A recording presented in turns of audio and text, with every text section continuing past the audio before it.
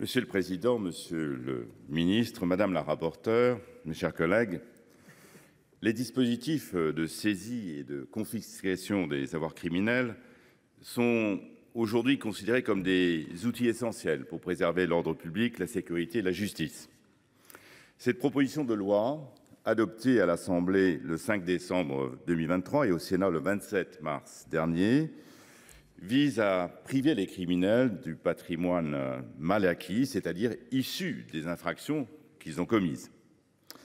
Ce faisant, nous dissuadons aussi ceux qui seraient prêts à s'engager dans des activités illégales et nous réparons les dommages subis par les victimes. Rappelons qu'il s'agit là d'un véritable changement d'approche. Ce n'était pas évident de passer au patrimoine au lieu de se limiter au comportement délictueux. Un changement d'approche qui a été inauguré par la loi du 9 juillet 2010, dite loi Wagemann, à laquelle il a été fait allusion par les orateurs précédents. Cette loi a donné naissance à cette fameuse agence, au sigle indescriptible, AGRAS, qui est chargée de la gestion des biens saisis et confisqués et qui est un véritable pilier de cette nouvelle politique.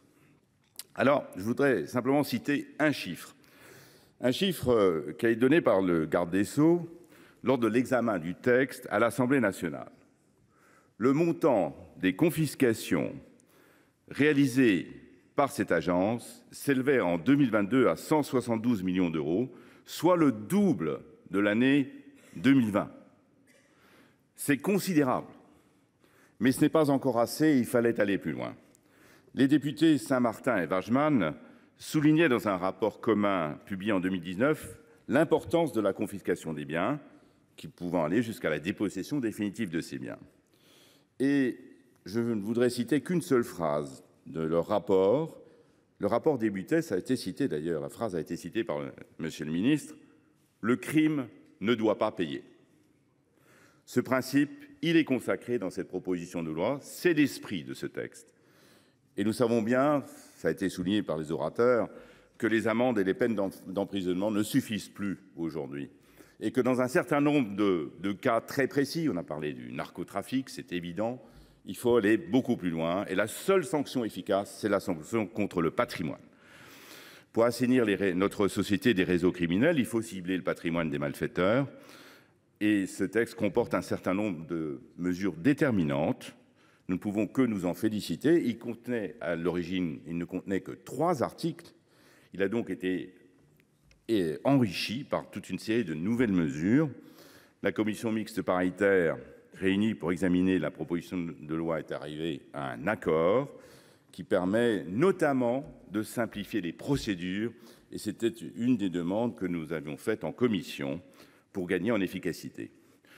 Nous sommes heureux que ce texte enregistre aussi des évolutions concrètes qui permettront notamment de lutter contre le blanchiment ou le financement du terrorisme, ce qui est évidemment essentiel aujourd'hui. Il permettra aussi de fluidifier ce que l'on appelle la chaîne pénale qui va jusqu'à la saisie et la confiscation.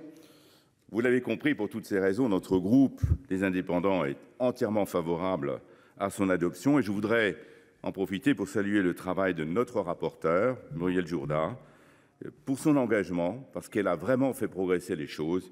Nous sommes aujourd'hui dans une situation complètement différente de celle de l'origine.